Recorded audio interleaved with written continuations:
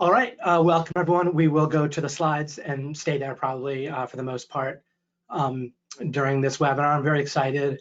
I have an organizing principle in the beginning of a new series that is geared toward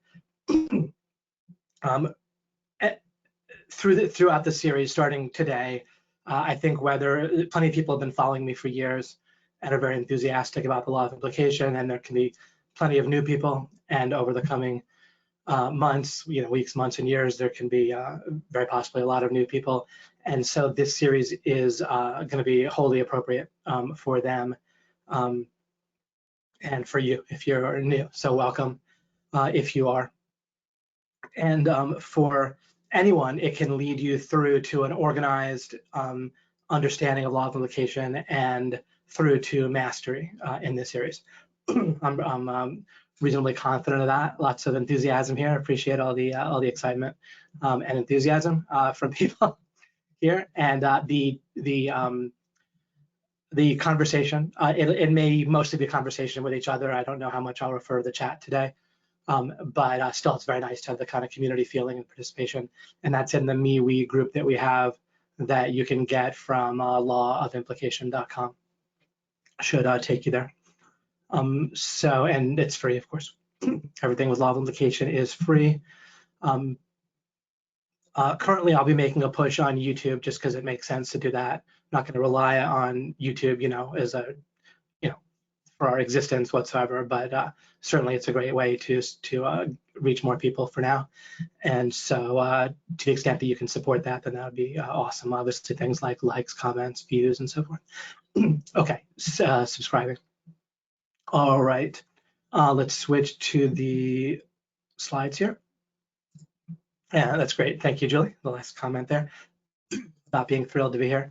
Okay, so I've come to an organizing principle, and an organizing principle is something that I'm always looking for with any topic, and it tends to provide a sort of cornerstone for understanding that when I've taught accelerated learning, I would teach people, like if you're learning chemistry or a subtopic in chemistry or any topic, or whether you're trying to understand relationships or making money or a subtopic in making money or a particular, industry or even web design, excuse me, or whatever, then details first matter in a certain way. You're not going to remember them very well, but they matter. You don't just need like the big picture. What you need is not so much the big picture, but to get to an organizing principle. With chemistry, for anyone that's at all familiar with this, I mentioned this in the past, it would be like having a good grasp of electronegativity, which is the idea that electrons are kind of flying around in an outer shell, orbiting, and based on the way the orbitals work and based on the nucleus with the protons, then they hold on to electrons in a certain way.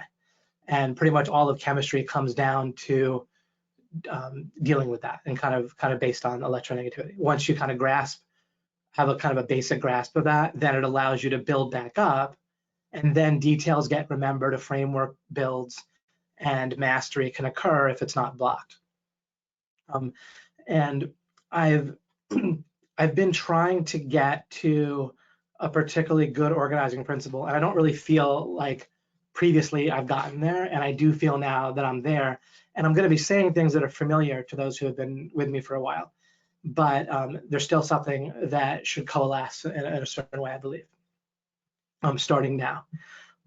So then it's a little bit similar to my Ragnarok series, which can be accessed in the OMG Way Facebook group that's open to everyone still, I think, if you search for it. And then I'll look to get that on YouTube over time. But regardless, this series itself will be complete and a good place for anyone to watch and rewatch for the time being. So what I wrote here is that understanding the law of implication. Now let's first take that phrase, understanding what is the law of implication. It's hard to just directly answer what it is to somebody new, but if you start a new game that you're playing with someone, or in this case, if you just kind of were to step back from life for a moment and think, all right, well, what's going on, right? What do I want to accomplish? What's gonna maybe make me happy, right? You have to kind of jump to a few conclusions even as you start. But then if you notice yourself jumping to conclusions like that you want to be happy or something, which isn't incorrect, but one way or the other, if you're stepping back and just trying to understand what's going on and how to approach life, how to succeed, and people will say, oh, well, success means different things to different people. Well, in one sense, yeah, in the specifics, but in the general sense of there's things that we may all want, especially if we care about anybody else, even if, right, then there's things we would want for them, whether it be objects or whether it be like accomplishments or whatever it might be, good relationships, a sense of well-being and peace of mind, whatever we want for ourselves and other people. Then obviously to want those things means we don't want to just flub it, right? We don't just want to pour resources into it and try to achieve those things and not get it, right? So we're basically looking at a strategic approach, or ideally a strategic approach to life, and we have it, right? So it's going to turn out to be kind of the strategic approach to life, which sounds kind of grandiose, but I can't really say what it is without sounding grandiose about what it is. So okay, so understanding life, existence, the law of implication, strategy, grand strategy, meta strategy, whatever, is what we're trying to do here. And what we're going to do is we're going to look to kind of build everything off of a basic principle. And that can be described as clearing through bottlenecks. Now, I'm going to greatly expand the idea of what I mean by bottleneck way past the basic metaphor of, right, like the basic idea of a bottleneck is for the bottle itself, of course, it's the narrow neck where liquid can't get through as fast as if it was wide, right? So the idea of breaking a bottleneck is, if like you have an assembly line and you're trying to assemble a car, and one part of the assembly line is working more slowly than other parts, then one part is being made more slowly, then that would be metaphorically a bottleneck, and you'd want to deal with that in some way, ideally, right? In order to increase the overall efficiency of the assembly line, you don't want to distribute your resources equally. You more want to focus on expanding that particular bottleneck, right? And I think there's some sort of business philosophy, maybe it's called Six Sigma, maybe it's not, I don't really know, but where they kind of focus on that like it's some kind of particularly brilliant thing, and in a sense it's brilliant, but ideally it would be fairly obvious to people, but we're going to expand. It's not just going to be strictly bottlenecks, right? It's going to be more, I'll go to them when I go to the next slide. And then in this webinar, we're also going to contrast this type of thinking to the more default type of thinking. So you'll see how it's much more counterintuitive, especially to treat consistently, than it might seem on the surface. When I'm first talking about it, it might seem sort of obvious. But it's going to turn out not to be so obvious, especially in practice as we look around at how we operate, how other people operate, and so forth. So I'm going to expand the idea of bottleneck to be more of a general, kind of more analogous term than just strictly like a bottleneck itself. And then I'm going to contrast it with how people normally go about trying to succeed without really thinking about it, kind of by default. But I'm also going to take a look, and we're going to go kind of deep, and I'll show you that as well quite soon. And we're going to see some things that are kind of hidden and counterintuitive if we're consistent with the idea of clearing through bottlenecks as our way of succeeding in life for ourselves and others. And again, I'm not using a narrow definition of success, just whatever is genuinely going to lead to a better existence for yourself and others.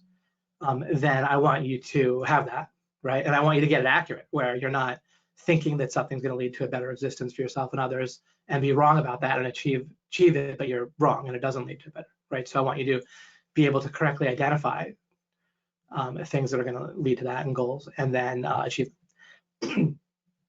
So all right, and then I write final goal here, and to be very brief about something pretty important that I could kind of be slower about, but I'll deal with it more in depth in the fairly near future in webinars, and I've talked about it plenty in the past. The final goal is going to be, it's a little hard to describe because there's various paradigm shifts and understandings I have about the world and how it works, and even basic things like identity and how we're not our mind and things like that. but the overall goal is actually the same for all of us, which means we can then relegate all other supposed goals to actually reframe them and understand them as clearing through bottlenecks toward just one goal. So it's like we have one goal and then just clearing out failure conditions, bottlenecks, limiting factors, and so forth on the way to that. And we can actually live our lives that way. And it can organize all of our thinking and our understanding about life. And it'll basically just be wonderful, right? It just is the gift that keeps on giving to be consistent with that in our thinking and kind of deep with it, getting all the way foundational with it. And it's going to guide us wonderfully, and we'll feel more encouraged and wonderful as we're proceeding towards our goals when we look at things right. And so the final goal is just the best possible quality of existence, right? Whoever you are foundationally, fundamentally, as a being who's conscious, right? Whether or not that's limited to just your body and life on Earth, right? So you have a kind of a value of your experience that you consciously experience, right? We might guess wrong about whether a particular activity or object might make us happy, but in the moment, consciously, you feel if you feel generally happy, right, or just have a better value of experience. And so we want people to have the highest possible value of experience.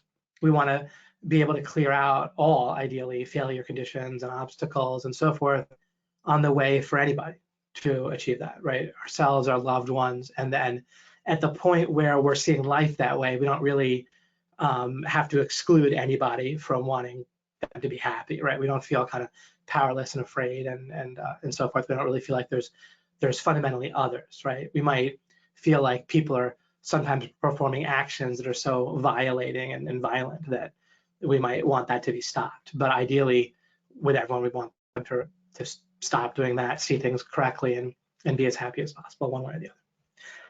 So that's the final goal, is whatever the maximum possible value of experience is for everybody. I'm in no way talking about greater good or a utopian society. That's way too restrictive, and the specific idea of greater good leads to great evil in practice, right? And I put the individual as the fundamental unit of what matters, not like a group, right? Groups can't make moral decisions, they can't be responsible for things, they can't experience value, right? It's just an abstraction, a group. So I'm not at all talking about greater good. I'm talking about individually the best possible experience for each individual, which would come about through dissolving bad ideas and then the application, the practice of those bad ideas, whatever that might be. Okay, so bottlenecks. That all being said, bottlenecks is going to be our organizing principle, and we're going to be able to understand pretty much everything about anything and how to go about things, be strategic, plan, act, feel good and motivated while we're doing it, and so on and so forth, have the right goals, make the right decisions, have the right responses, deal well with our relationships, have wonderful relationships, make money, etc., have peace of mind, all through this organizing principle, and then lots of details that we build on top of that. Let's go to the next slide. Here now I expansively list a number of terms and concepts that I'm all going to be using sort of the shorthand of bottlenecks for. Again, bottleneck itself refers to one mental picture of a narrow neck in a bottle that we're trying to expand, right? Or the idea of an assembly line or a bunch of parts being made for an overall widget that we're selling, and we want to, get all the parts being made, equally fast, and ideally as fast as they can. That's like bottlenecks. But then let me skip to just a picture and then I'll skip back, okay? This can help me as I illustrate this. If we imagine a cart, all right, whether or not there's a person on it, but there's a cart and it is on a track, and we want the cart to reach a goal, then we can give kind of a hint of what people do fundamentally wrong. It's kind of a deep paradigm that people don't realize they have, where it's a lot about focusing on the cart, identifying with the cart, and measuring progress by how close the cart is to its goal. And I'll get more into that as I go on a different slide down further, where I have more text about it. where I'm contrasting bottleneck-based deep strategic thinking versus kind of a default way of thinking based on self-confidence, associative thinking, and progress toward a goal that's kind of like psychological progress, where we're perceiving ourselves to be getting like closer to the goal, closer to making it, or closer to arriving at a destination. But if we imagine that there are obstacles, wrong turns, false illusions on the track that might make someone go in the totally wrong place and that sort of thing, then if that was real and we still had the same idea of wanting the cart to get to its destination, then it would be strategically unsound, right? Basically silly and crazy to be focusing on the cart with like energy and positive thinking and so forth, and just trying to get the cart to, to go to what we assumed was a destination that we basically had handled, right? And then when we ran into an obstacle, or if we found out, wow, we were on the wrong track altogether, at some point there was a fork, we didn't realize, or it appeared that there wasn't a fork, it appeared that we just were traveling down the track correctly, but the correct way was obscured, and the wrong way looked like it was the only track, and we kept going on it enthusiastically and with positive thinking and so forth.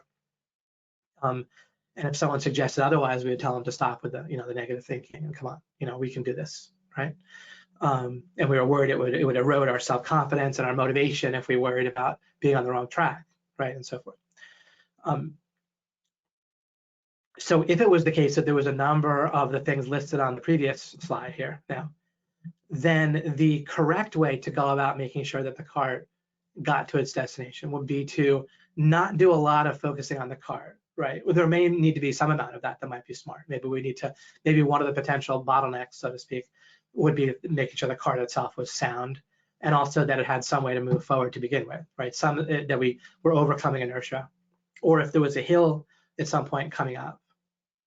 Even if, let's say, our destination was overall below, like in a good sense of regarding gravity, right? It was lower in a useful sense than where we're starting. That still wouldn't help us if there was a hill that then after the hill it went even further down, but it wouldn't help us get over the hill. The fact that gravity would help us later after we got up over a hill, that wouldn't help us getting over the hill, if you can follow what I'm saying, right? So even if we were going to end up lower than where we started, where gravity would overall be a positive, if we were going to have to go up a hill prior to going down a bigger hill, then we would need some way to we would need like what amounts to something similar to escape velocity, right? Or enough momentum to get over through the hill, and then until we could rely on gravity again for us to flow or go easily on. So there's all sorts of possibilities of what could keep the cart from its destination. And now, if it's a fairly simple, let's say, suppose this was like a game, right? And the game was set up so that the bottlenecks were all of a certain type, and that we could pretty easily spot them if we tried, or maybe it involves skill. Maybe we would have to shoot certain targets in order to make a gate go down, right? Then it might be a game of skill, and maybe we're riding on the cart and we just have to shoot at targets, and that makes little gates open, and that would be it. And the game is set up that way. Then, this kind of gets a little ahead of ourselves, but as I'm saying this, what I'm saying here is fairly obvious. I can refer back to it. I'll just read it and then I'll continue on. I wrote failure conditions, limiting factors, obstacles, escape velocity, like I covered, inertia and getting started, false paths, wrong assumptions. All right. So this is all what I mean by bottlenecks. And what I'm asserting here is that strategy comes into play when these sort of things exist, and as opposed to like a plan, right? People will often just skip straight to what they might think of as planning, and they're like, and they kind of have one plan, and the plan is mostly a list of stuff going right, if that makes any sense, right? First we'll do this, then we'll do that, then we'll go here, we'll go there, we'll have this and go that, and it just basically like assumes everything's going to go right, and there's basically no real failure conditions, right? And that is a very shallow and non-strategic approach to things, but it's fairly common, right? And some version of that maybe there'd be a little bit of strategic thinking, but not very much. So, and as I say that, let's go to the slide here. So I write here that on one level we have ignoring bottlenecks, which is a lot like what is planning in a lot of cases, right? What's the plan? People will say, and the plan will basically just be a list, as I say, of stuff going right. Right, we're going to do this, we're going to do that.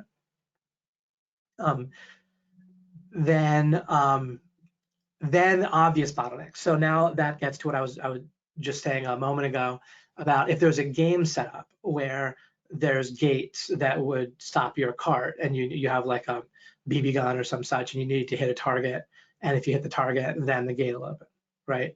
And so in that case, the bottlenecks, and again, now I'm using bottlenecks in this expansive way, right? Where it's not, a gate is not strictly a bottleneck, right? But it's on this list of failure condition, limiting factor, obstacles, right? Again, that's what I mean by bottleneck, essentially, from now on, unless I obviously mean something different. Okay, so if there's obvious bottlenecks that are restricted to one type of thing that you can mostly see, and maybe it takes skill to overcome, but otherwise they're there and it's obvious, then we might say strategy or skill, right, at that point. So then you're having to deal with the bottlenecks, but they're obvious. But then, and now we can start to take a look and see which of these levels applies to life as a whole, and then therefore the subtopics in life. And it can start to give us a clue while we get stuck sometimes in various ways, including sometimes accomplishing stuff that it turns out it felt like really important at the time, but it wasn't really that useful to accomplish, or really getting bothered or by setbacks, or just kind of being afraid to face the possibility of setbacks. So we don't want to look at it. Okay, so which of these is going to really apply to life if we're going to have a particularly strategic approach to life? How about if the bottlenecks, again, including obstacles, inertia, and so forth, all that stuff on the second slide, what if they're not all immediately obvious? Then so you're not told in advance in a game that there's just gates where you have to shoot a target, right? There could just be any sorts of obstacles that you need to find. In that case, the smart thing to do would not be just to stare at the card or get on the card and try to run fast or push fast or whatever, or go fast in some way, or to even build a faster cart, right? In like go-kart racing, the idea is there's no obstacles, right? And so you're just trying to build the fastest car possible. But if there's obstacles that are not immediately obvious, then you would need to gather information, right? So you would need to kind of scout the track and try to look carefully for obstacles, right? The more hidden some of them might be, the more carefully you might have to look, right? And then the kind of the deepest strategy, if that was the case, if that was all it came down to, would be like observing as well as possible, right? But what if the information, when you're looking for obstacles, if you're reading a book on relationships, if you're getting a course on making money, or if you're getting a job, right? Or you're going to school with the idea that you're doing it all to get a job. What if the information that you're being implied or told, basically communicated to implicitly or explicitly, is sometimes false, right? And that's obviously the case, right? I'm sure people agree with me that in life, right, when you don't just get to find out a plan, right, like a step-by-step, here's what you do, here's the exact obstacles that are going to occur, and here's what you do, right? Or in marketing, right, you can't just be given an ad that's always going to work. You just put it somewhere and pay for it, but it always is going to return more money than you put up, right? That's not how it is. So information is sometimes false. At that point, then thinking for yourself becomes key.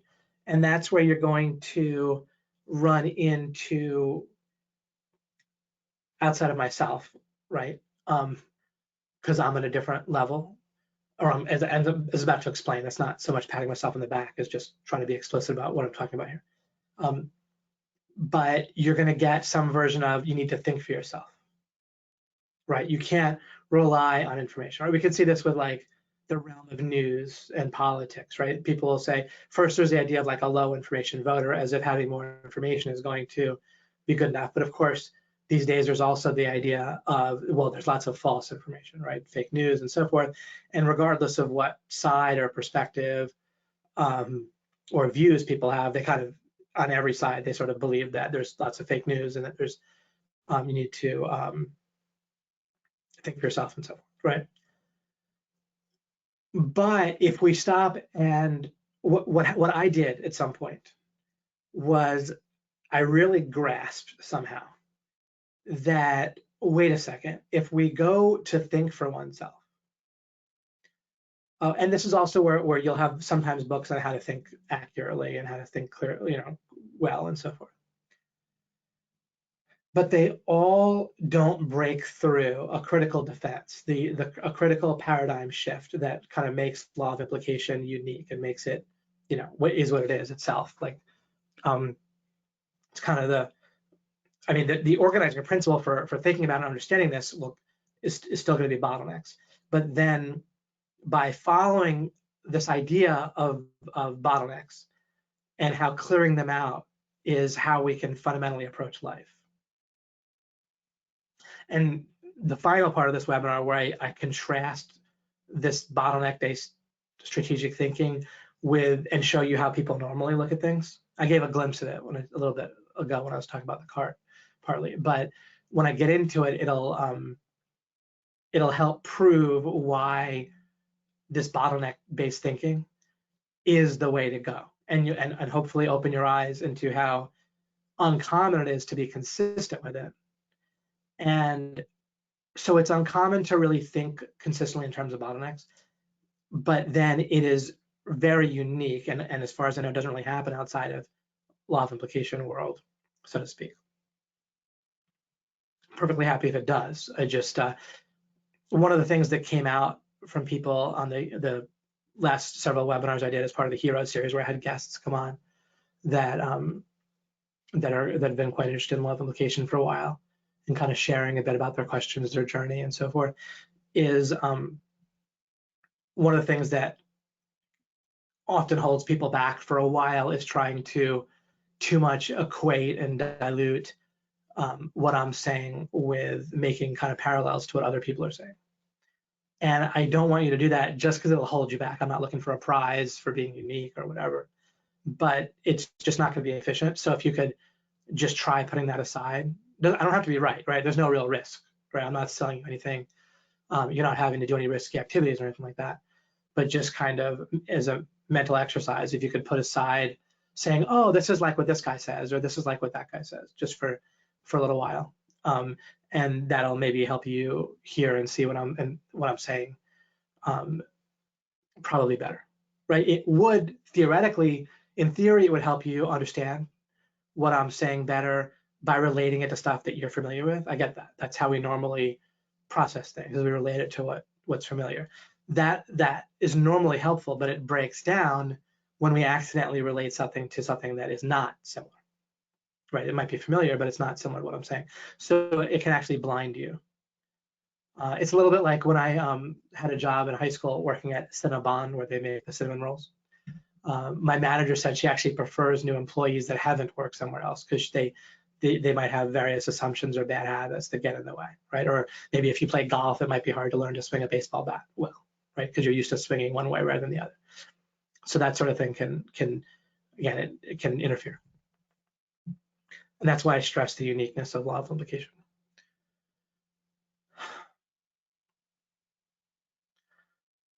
So thinking for oneself would be the final strategic layer in a world where your mind, especially when it felt certain, was always right. But that's not the case.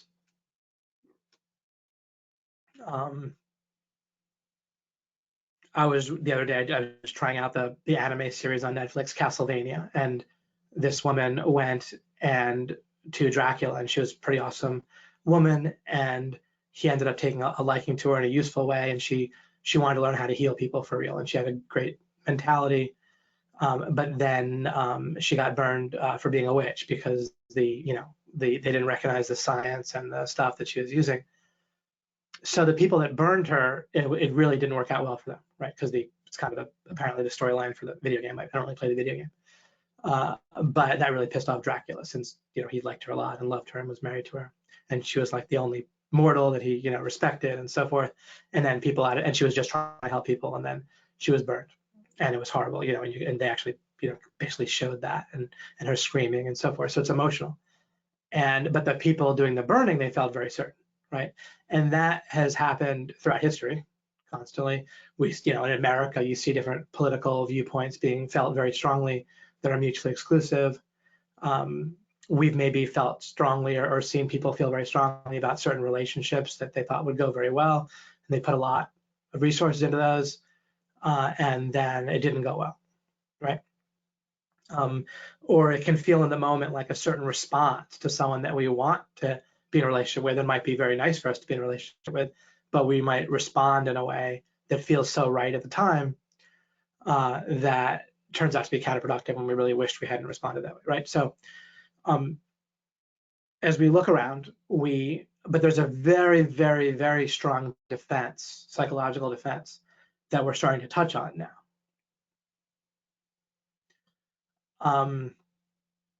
That has to do with knowing certainty, our ability to think for ourselves, and whether that's a bottleneck that feels important.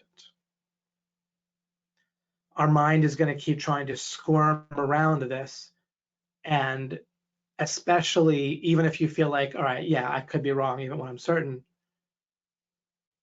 in the moment, there's going to be exceptions. Like there's certain things or beliefs I could probably challenge for some people listening, that even if you in theory agree that you could be wrong about things, that you might feel like, okay, I want to stop listening to David because of a particular belief that he's challenging. I don't like people with that point of view that he has. Those people are bad.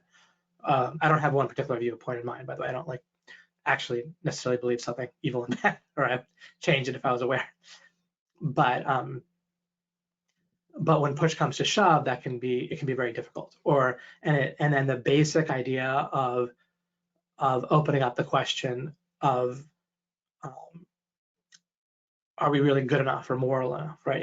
It's radically important for people by default, and as an alternative, as a wrong alternative, but a default alternative to breaking bottlenecks, right? Because if we're focused and consistent and rigorous and ruthless with this idea of clearing out bottlenecks, which again involves clearing out false assumptions, clearing out false ideas, illusions, wrong paths, right?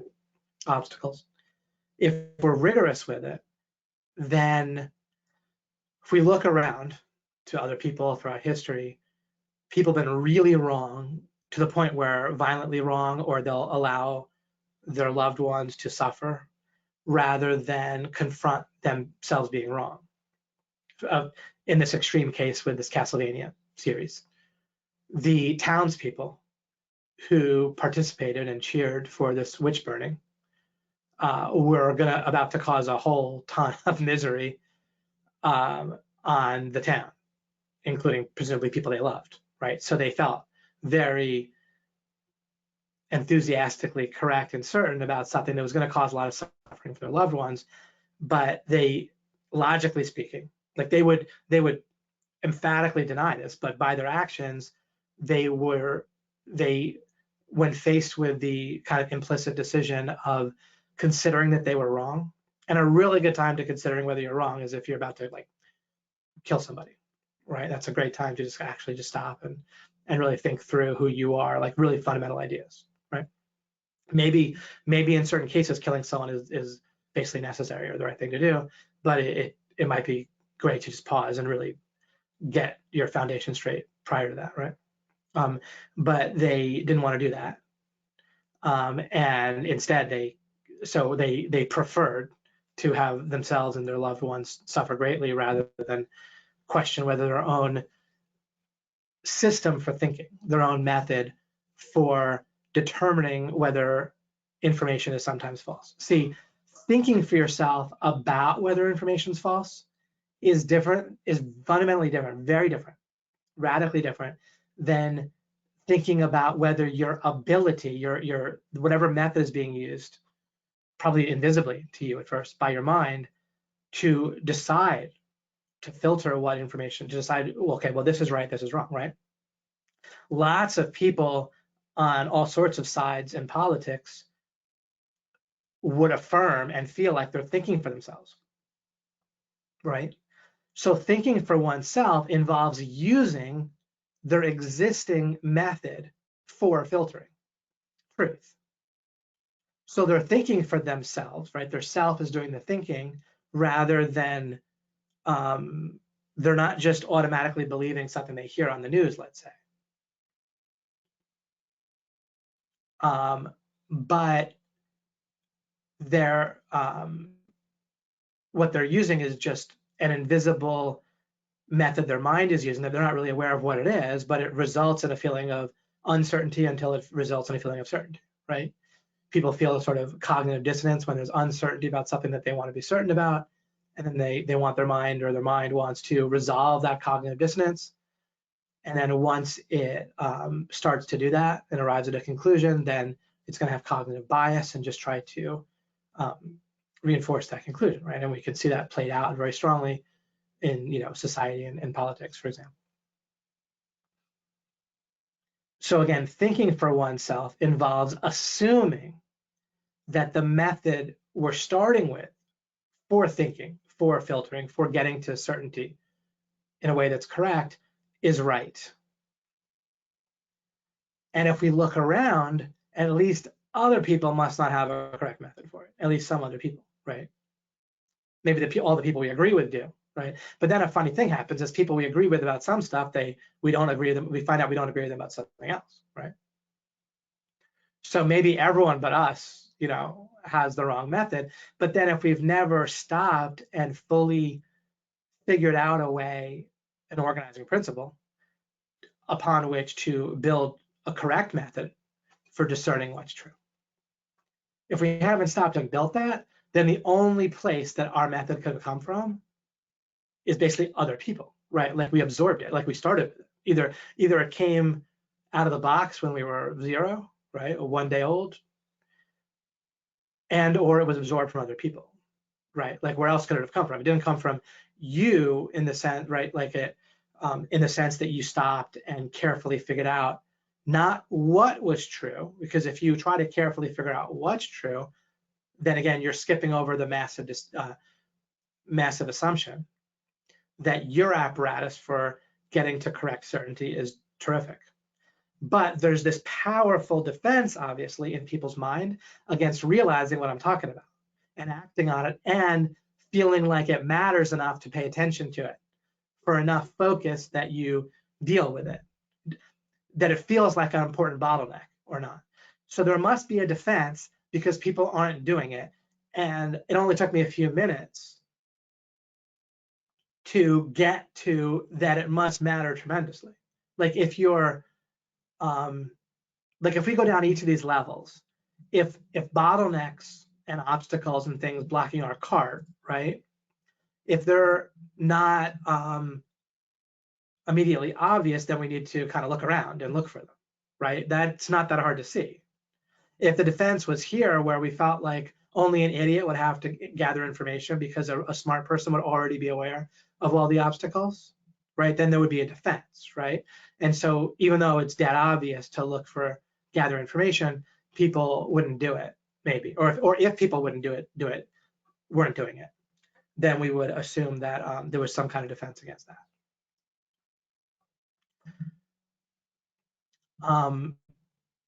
If people weren't thinking for themselves, but just believing all the information that they heard, then again, that is pretty obviously ridiculous once we just stop and say, wait, if information is sometimes false, then obviously we need to filter the false from the correct information sometimes, right? Like information pertaining to bottlenecks, assumptions, false tracks, right? Obstacles. Information pertaining to how to get started, right? And the momentum we need and so on. But equally obvious, right? I mean, it only took me a few minutes to kind of, I think, do a pretty clear proof on that. Well, wait a second, how about the method we used to get to certainty, right? Because it's a very different thing for information to be false than for our ability to, when certain, be right about whether information is false. if you stop and think it through and look around, talk to people, right? Or just think about talking to people, really. I mean, then people are getting to certainty and staying there. They're not getting to certainty and then saying, oh, well, I could still totally be wrong. I mean, because my apparatus, my epistemology, my method for figuring out what's true, the method my mind uses for feeling certain is fundamentally flawed, and therefore, people don't do that at all, right? And if you start getting to things they identify with, right, that's kind of similar to what people mean by core beliefs, but especially any idea that people identify with, like this is, it's like who I am, especially if they morally identify with it, right? Then you're going to get a very visceral response in a lot of cases. Are you blaming me? Are you criticizing me? Am I not good enough? Right? I mean, what if you're in business with someone and you think of a way to do things better, but the person feels certain in a certain way, and it relates to their sense of self and confidence, and it involves them having to address the idea that maybe they're not as competent as they could be at a certain part of their responsibilities for your business there. Right, now you're attacking that, and if their identity is I am competent, it's very important for me to feel competent because that gives me self-confidence, that enables me to get up in the morning and look at myself in the mirror and put one foot in front of the other, right? So it turns out that if we can together break through this very powerful defense. And where does this come from? Well, maybe we could think of it this way.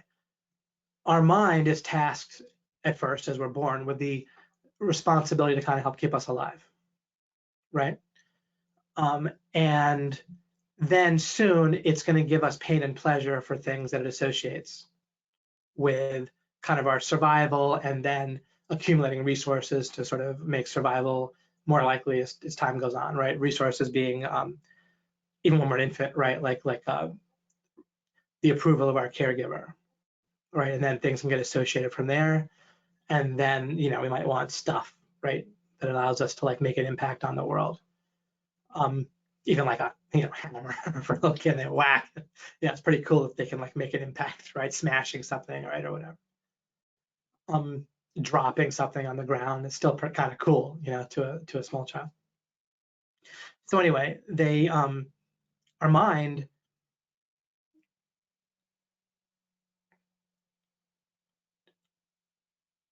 doesn't have even the potential tools to gain actual knowledge. It doesn't. I'm asserting that for the moment, but actual knowledge you need to involve consciousness. I'm just kind of giving an indication here of how it could be. I can't prove everything at once or explain everything in detail at once. Our mind can only do a process of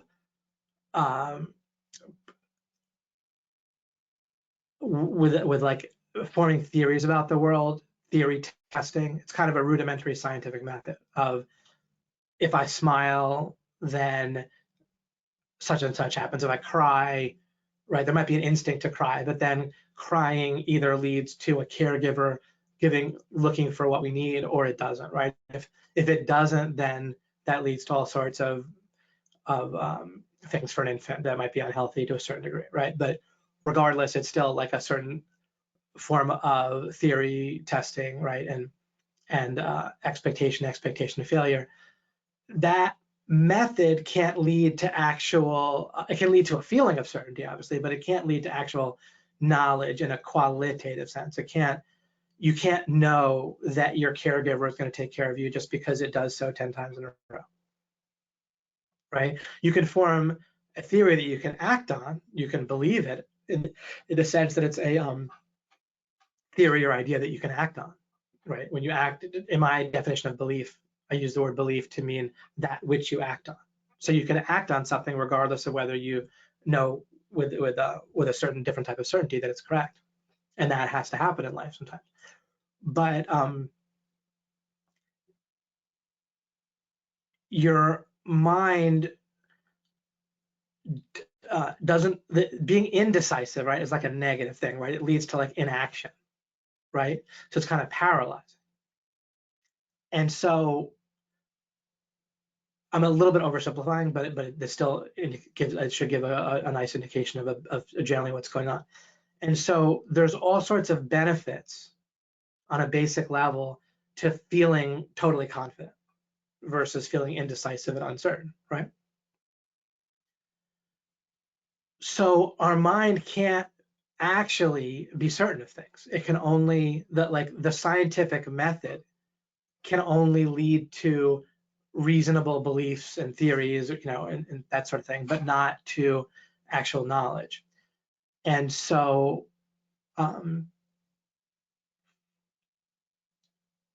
so it develops kind of a whole false method of gaining and giving you a sense of certainty. And then there's a whole psychological defense that occurs where you feel like not looking there. It's like your eyes slide around it, or like there's nothing to see here. When the questioning whether your mind has any real useful, correct basis for with its method for giving you certainty can feel very uncomfortable, but it feels invisible. Really, it's not even something that people think about. Despite that it can be arrived at in just a few moments, a few minutes maybe, of being consistent, logically consistent with basic strategy, right? Basic strategy involves figuring out and clearing out bottlenecks. I've said in the past that strategy involves the alternative use of resources, right? But logically speaking, that boil down to the same thing, right? If another quick way we can look at life that's gonna, and I'll show you how it quickly becomes the same conclusion as I'm talking about with bottlenecks, is that you have a limited amount of resources, including like your focus, your attention, money, relationship capital, right? Where we can get other people to do stuff for us outside of money. Things like that, right? Mental energy, physical energy. Like, so we have these limited resources to attain stuff, right? There's stuff we want and we have limited resources to get it. And so in a situation like that, you want to do what? You want to allocate those resources most efficiently, right? That's another basic angle on strategy. Basic strategy has to do with allocating limited resources efficiently and effectively. Which again, is funny when you compare it to planning, which is basically a list of what you want to go right. And sometimes people put the word strategic in there with planning, but they're still just doing planning, which is kind of dumb in essence. So a strategic approach to life and all your little sub goals that you have day to day involves allocating resources efficiently. But how do you allocate resources efficiently is the better understanding or awareness that you have of bottlenecks, obstacles, limiting resources, false paths, right, and so forth. The potentiality for false paths, right? If there's a potentiality for false paths, then where do you want to allocate resources? Potentially, very possibly into figuring out how to not get caught on a false path, right? It becomes an important potential place to allocate resources. So strategy, allocating resources, strategy results. To say that it is allocating resources efficiently is like saying that a disease is the symptom, right?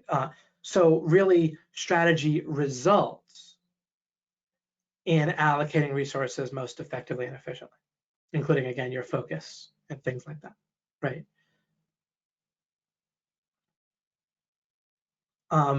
It results in that. So strategy itself must be the process that will lead you to allocate resources most efficiently. Right? It's not the result, it's the underlying process. So the better you are at strategy, that's synonymous with saying the better your process is, the better the underlying process for allocating resources, right? Now again, if bottlenecks are just clear and obvious, if you can just look at 5 machines making parts for a final widget, and you can just see that one of them is producing widgets slower than the others, or that they're all producing at different speeds, but one of them's most slow. And then you would say, well, then I want to allocate resources, my own focus, talking to people, money, whatever, into upping the speed of this one thing, right? If that's the level at which the game exists, so to speak, if that's the level of what you're dealing with, right, then the goal, the playing field, then the underlying strategic process just, involves allocating the resources toward the slowest bottleneck. But as things get more complex with things being hidden, not obvious, and then misinformation, then the levels of what is the correct and optimal strategic process, right? What makes you literally a better strategist? And in the way that I'm describing strategy is everything. Everything comes from strategy. Literally the final goal of everyone having max potential, whatever the best possible value of experience is that we can get by clearing out bottlenecks that are clear outable. And there clearly are plenty of those that exist, right? So no, whatever the final state is, we're not there because there's plenty of stuff. So let's just get there. Let's just keep working on understanding, right? The how to identify and clear out bottlenecks. But so strategy, as I've defined it, right, gets you everything else, including your loved ones, everything else. And what really matters, because inherent within how I'm describing strategy, you're trying to figure out what really matters, what really has the most impact, right, on removing failure conditions on the way to the best condition for, right? So strategy is the end all be all, as we put it that way. And therefore, the better you are as a strategist, the better you become at everything else. Now, obviously, we start with different talents, starting points, right? You can inherit money, and so forth, right? We start with various sizes and shapes and athletic and different. So we start at different places randomly, but then whatever contribution you're going to make after that, after your starting point, whatever you're given,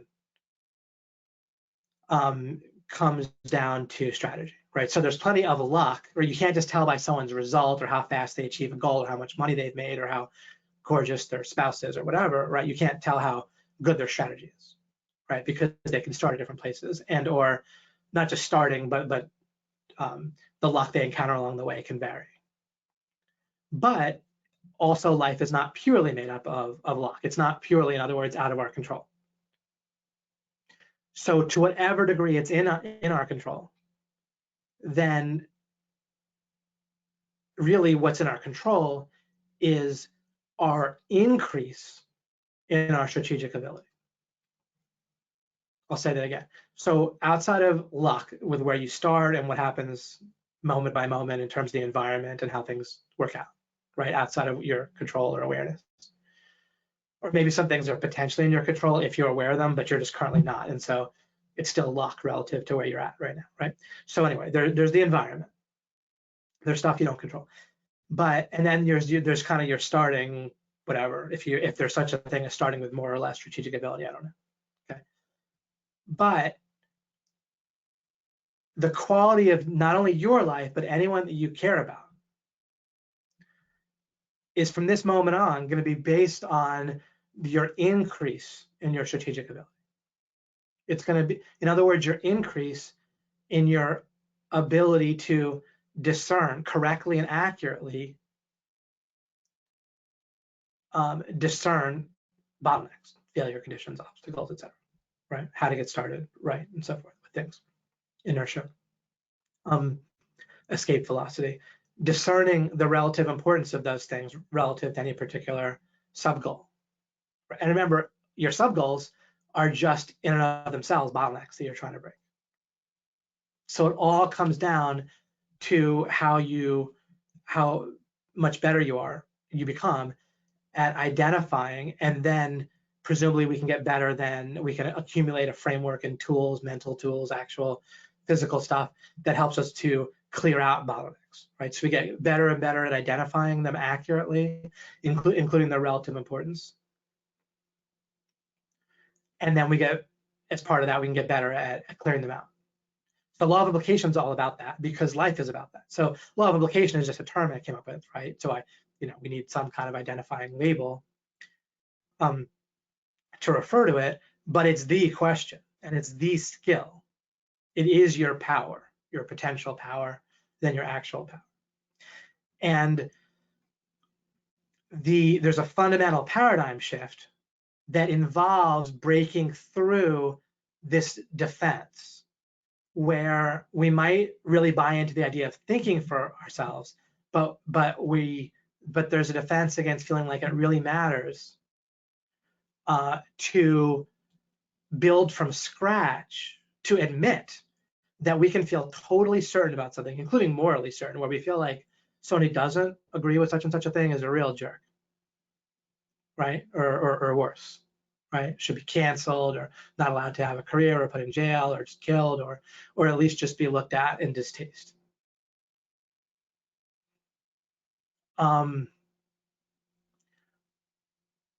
We need to be willing, like when I give you that story about burning the witch, right? It can feel very important to immediately affirm to oneself that you wouldn't do such a thing, right?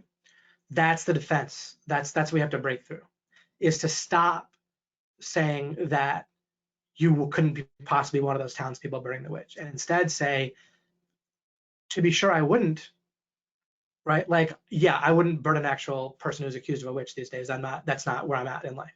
I agree that all of us, or nearly all of us, wouldn't do such a specific thing. But analogously, we might do something analogous. And even if we wouldn't do something that bad, so to speak, there could be errors that we're presumably making in efficiency and effectiveness, and knowing to look for bottlenecks, and then doing a good job identifying them.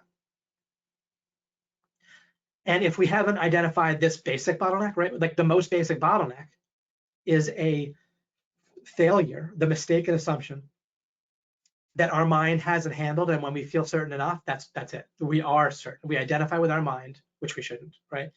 And we identify with that certainty. We're good, and that it's even maybe negative thinking to suggest otherwise.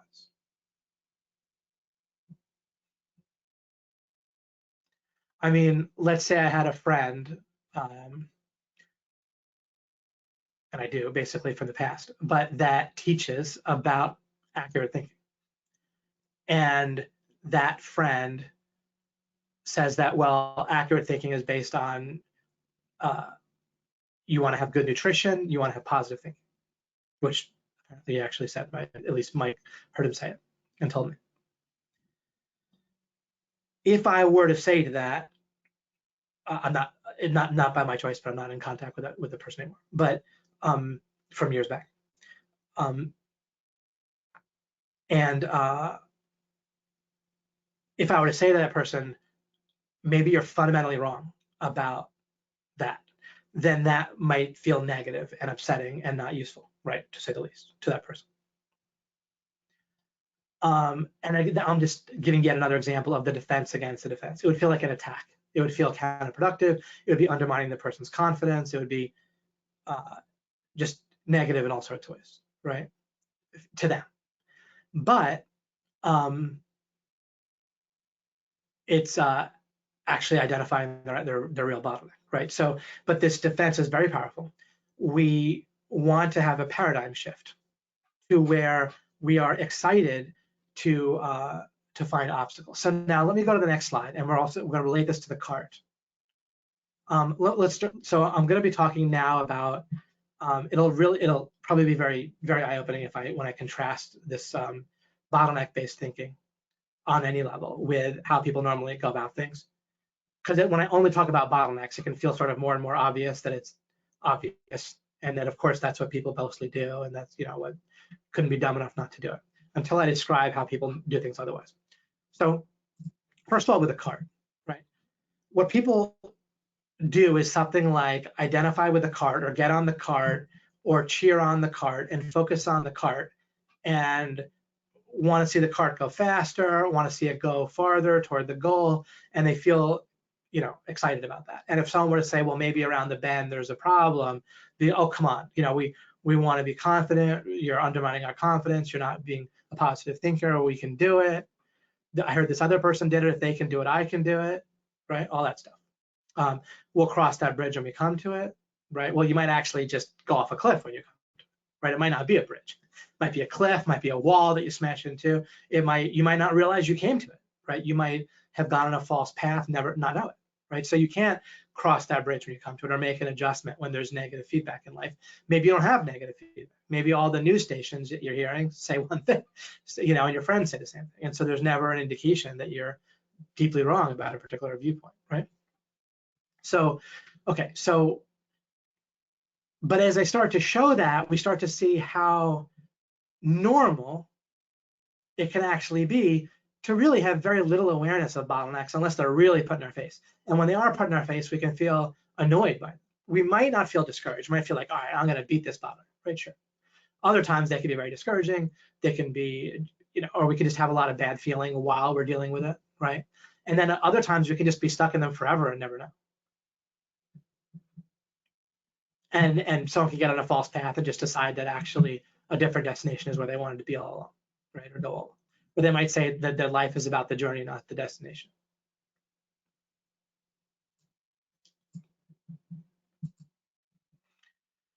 Okay, so here's what I wrote. So contrasting law of implication, foundational bottleneck-based strategy, right?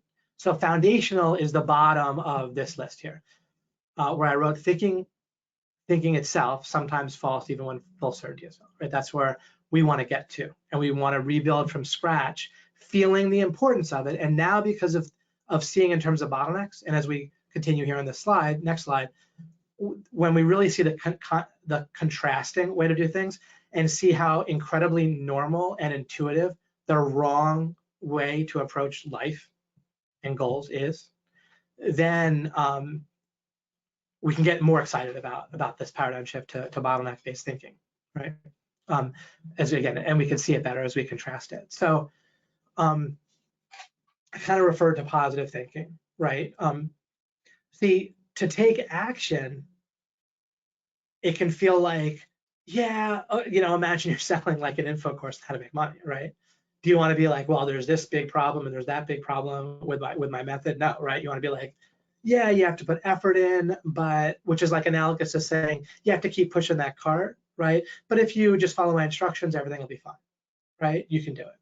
Well, and that may be the case if the course has done a very good job in making sure that the bottlenecks are dealt with. You know, maybe it will work, right? But to illustrate this idea, what do we want to sell people? We want to sell people this idea that you push, right? You just go forward and it'll be clear sailing. And what do people mean when they say you can do it, right? I mean, that mostly means that it'll be mostly clear sailing. Maybe you'll have to struggle at times or put forth effort at times. But it's almost like the way that people look at it is like there's a cart and there's tracks, and sometimes you might need to put effort in to keep going, but that's about it. And that really ignores the reality of life big time, right? It isn't like massively different political points of view that one of them is just not putting effort in, right? Effort isn't the problem, right? Being deeply fundamentally deceived about existence, who people are, fundamental morality, what will actually lead to people's happiness and good economy, et cetera, right? Is the problem, not effort. There's plenty of effort on both sides, right? How about relationships, right? People can put a lot of effort into relationships and spend a ton of money, spend a ton of emotional energy, and that doesn't necessarily lead to where people want to be, right, with relationships. it's incredible how consistent it is that I hear people say that you can't, like the honeymoon phase ends, right, in a marriage.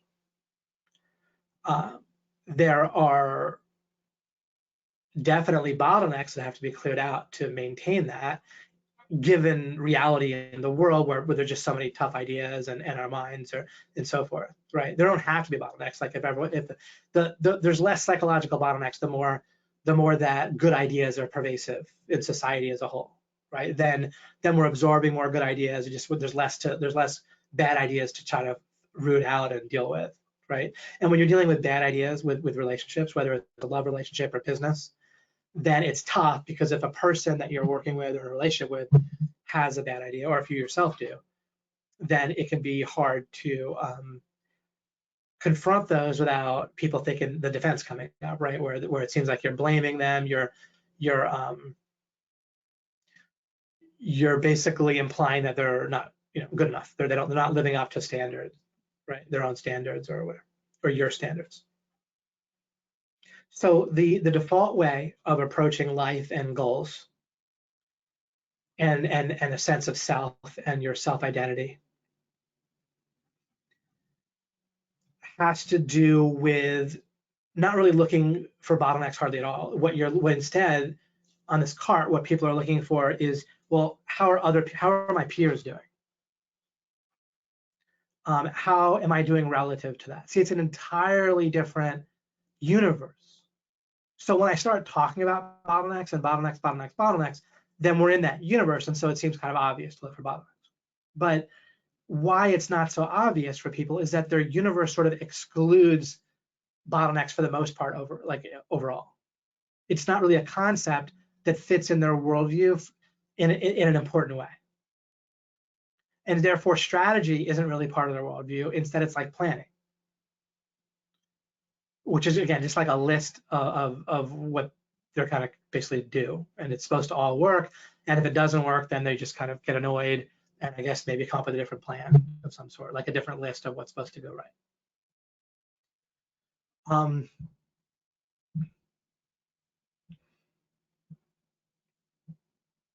Or they try something new, like have a new relationship, right?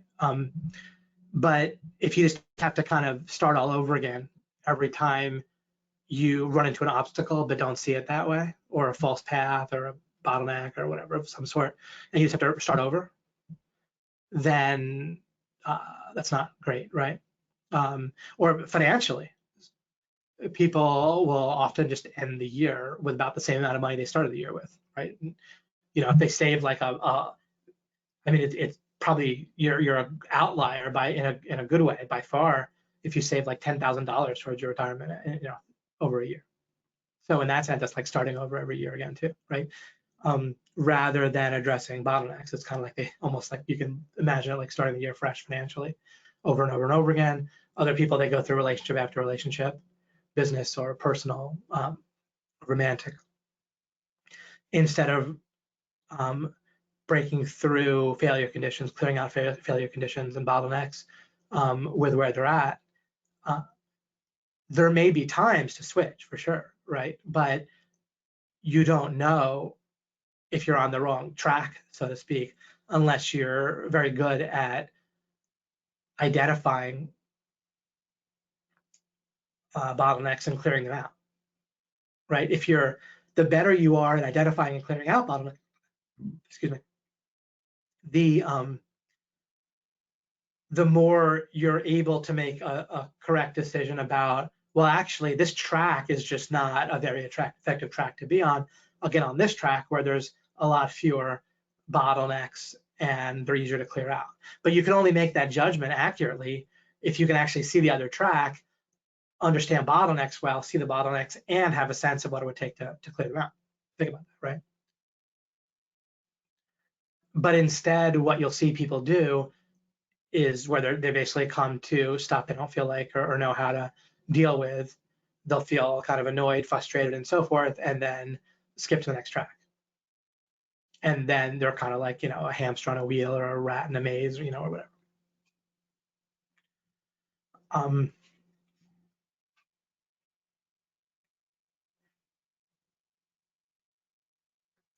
So the basic way that people do things is, again, it's not really about bottlenecks and failure conditions at all. It's all their goals flow without them. Their mind does this kind of beneath their notice, but their mind goes and looks for peers, in some cases authority figures.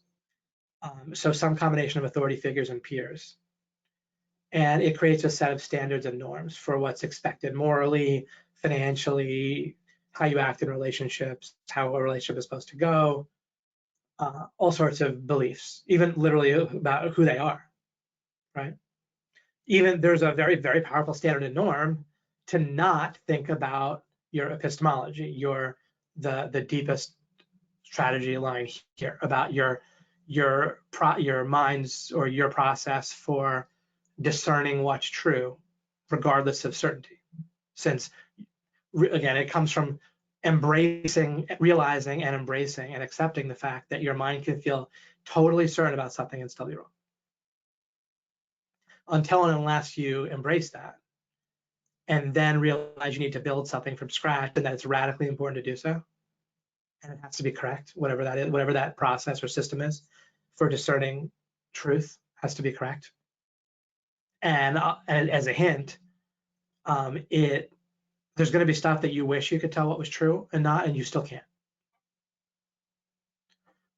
But then at least you know that you don't know one way or the other, and so maybe we don't want to, violate people over those things.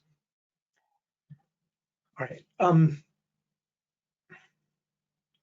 So when it's about standards and norms, what's normal, then people have, in addition to standards and norms, it's not like everyone wants to exactly hit the median. I'm not saying that, right? Not everyone, people don't want to all be average.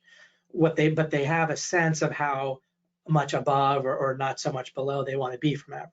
So it still relates to standards and norms. And their goals come from that, from what they feel like is their standards for their self, right? They identify with their mind and their body because everyone else does. And that's what's associative. That's what seems to always be with them. And they identify with the source of their thoughts, and you're not the source of your thoughts. Your mind is the source of your thoughts. To be the source of your own thoughts, you'd have to think your thoughts before you thought them and then decide to think them, which is all impossible. So associatively, right, starting when you're 1, or below, when you're 0, basically, right? I guess you're 1 after 12 months. Your mind creates like a theory, and it looks around, and other people, and especially if everyone else has the same type of theory, right? Everyone's basic worldview, as I understand it, is the same. People don't see what I see as a worldview. They just see it as what is. So people identify with their mind, their body, the material world as real in a certain way that it's not, and they identify with the source of their thoughts, and it just kind of goes on and on in that way. People don't see that as a worldview because they don't see any alternative, because it's so normal, it's unanimous, with people essentially. Even when people say that you're not your brain or talk about thinking for yourself, they end up in the same place as everyone else. They don't actually end up thinking for themselves correctly in the correct way. They just sort of identify with like part of their mind and decide to stop identifying with some other beliefs or parts of their mind. But you want to identify ultimately with none of your mind. And this webinar is a bit of an overview. So there'll be plenty of things that I can't delve into greatly in this webinar itself, but I'm giving an overview of things I will delve into. And then progress is a massive part of people's lives and their happiness, right? And normally, but the idea of progress, again, without people realizing this, is all wrapped up in the perceived, what I call psychological closeness. Right? If you feel like you're getting closer to achieving a goal, it might be distance-wise, might be in terms of making it, like if you're creating something like a website or a retail business and whatever you're creating, even making a painting, or if you're making a relationship and you want people to do what you want. If you feel like they're more often doing what you want, then people feel like they're closer to a great relationship, or they found it, or whatever. So basically, things that are associated with getting closer to their goal makes people feel like they're achieving progress and they feel good about And then obstacles or anything that shows them that they've been going in the wrong direction or they're fundamentally in the wrong place, that's to be avoided because that feels bad, right? Because that's psychological fartherness. So this is why people don't really want to look at bottlenecks. They're okay with looking at a bottleneck or an obstacle that comes paired together with a solution that they feel like is okay, right? And if they don't identify with the problem, they don't feel blamed, like it attacks their own sense of self and competence and confidence, therefore. And so as people make progress, they then feel a sense of confidence about progress in that way. They also like to feel an overall sense of that they're awesome in terms of their self, because when you identify with the cart and you think that getting to your goal is mostly a function of how good the cart is, right? In essence, how good the self is, your own mind and body. This is how people view the world. So they want to then believe naturally that their cart, their self, is stronger, right? If the cart is what's responsible for getting you to the goal, rather than the state of the track being obstacle and bottleneck free and illusion free, right? Wrong path, that the right path is marked out. See, the way that I view the world, it's about the track, right? And I identify more with the method, which I want to improve, like the method behind the method, right? The process of improving my method for understanding, spotting, dealing with, clearing out bottlenecks and all the related ideas and terms, you see? So again, let me repeat that. I fundamentally identify. Yes, I identify with that, the being that is conscious, if you've heard me in the past, right? But what I'm saying is not different than that. It doesn't conflict with that. For now, what I'll say to people is I identify with like the entity that is seeking to improve the process and the tools, my toolbox for identifying and clearing out bottlenecks. The toolbox includes every time I find a wrong idea in myself or a paradigm shift, which might be accompanied with a paradigm shift. It might be, but it might not be accompanied yet by a paradigm shift. It might just be that I'm noticing the symptoms of a wrong idea, or I notice that something just can't be right for some reason that I'll get into in the future. Then I'm still glad, right? Because that is helpful relative to not being aware of that, right? It was already there, right? The bottleneck was there. So spotting the potential existence of it, or like the definite existence of it, but I can't even quite grasp it yet, and I can't, or I can grasp the obstacle but not the solution yet. I'm still ahead in two ways. I'm ahead regarding that particular bottleneck because at least I'm aware that it's there or might be there. It could be either case. It could be you're certain it's there. It could you could think that there's got to be. Well, when there's a wrongness, there's got to be something. You see, and so I know there's something, and so I'm looking for it. And by the way, in real life, in normal life, whenever someone knows that there's a problem and they're looking for it, then they feel glad that they found it, right? It's when they want to believe in themselves that there's, in essence, that their self is powerful and can just break through whatever failing conditions on the virtue of its own awesomeness, their own awesomeness of their self, right? That's when obstacles feel bad. But when you already know they're there, like if you have some kind of symptom physically and you just want to get a freaking diagnosis, you don't want someone to tell you that you're fine because you're like, well, I have this freaking symptom, so I really want to find out what's wrong so I can then go about, solving it or something like that, right? So then you want that. So my fundamental understanding of life is that way, is where everyone is not where we want to be, right? So even if I'm where I want to be, I at least want to help other people, and I'm not saying I am where exactly I want to be.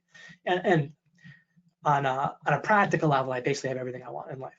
I have great relationships, very close, and I can literally buy whatever I personally want. If I wanted like expensive jets, I couldn't buy those, but I don't want them. So the stuff that I realistically want to live a happy lifestyle, I have. There's literally nothing that I want, and I don't think I'm dumbing down my wants. I think I just really, and plus you can never afford everything, right? No matter who you are. So it can never just keep going that way. But I'm also not trying to make a claim to perfection or something. But I'm pretty set myself. But for sure, I want other people to be way better off, right, than they are. And for sure, there's ideas that I haven't figured out yet, and and things like that. So,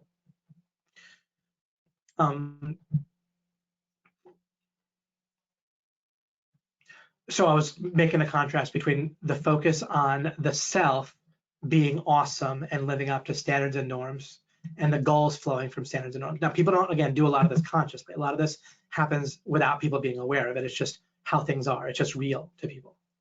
They don't question it. It's the only reality, right? They're surrounded by it. When you're in that paradigm, again, progress has to do with closeness. You might be seeing how wonderful it might be to stop associating progress with closeness. And therefore also, and when people do achieve a goal, then they want to decide that the reason comes down to basically how awesome their self is, right? Their confidence goes up. What does that mean? It means you're more confident in yourself to accomplish other things. You might say, well, David, isn't that helpful? It's circularly helpful, the same way that cocaine is helpful to a drug addict, in the sense that if they're going through withdrawal or they really want it, they're going to feel good if they take it, right? But no, it's all unnecessary. I don't need to be confident in myself. Oh, because I was saying that if I spot a bottleneck and I still don't know how to solve it, then that's helpful in two ways.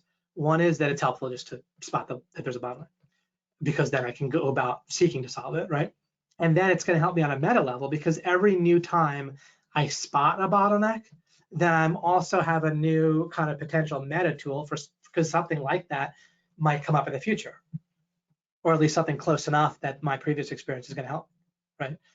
And then if I don't know how to solve it, I'm now going to be developing a new meta tool that can help presumably solve other things too, right? Like, because if I break a bottleneck that I don't know how to break it, then I'm having to develop new tools.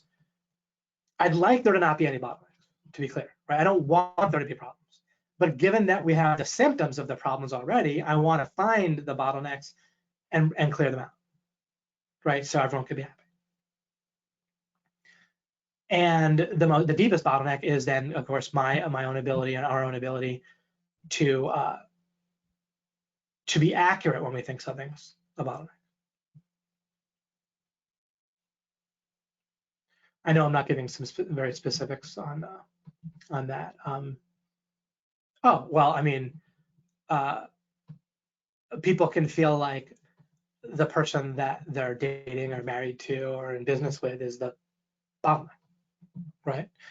People often sort by like identifying the enemy or who to blame, right? And then that would be misidentifying, the problem.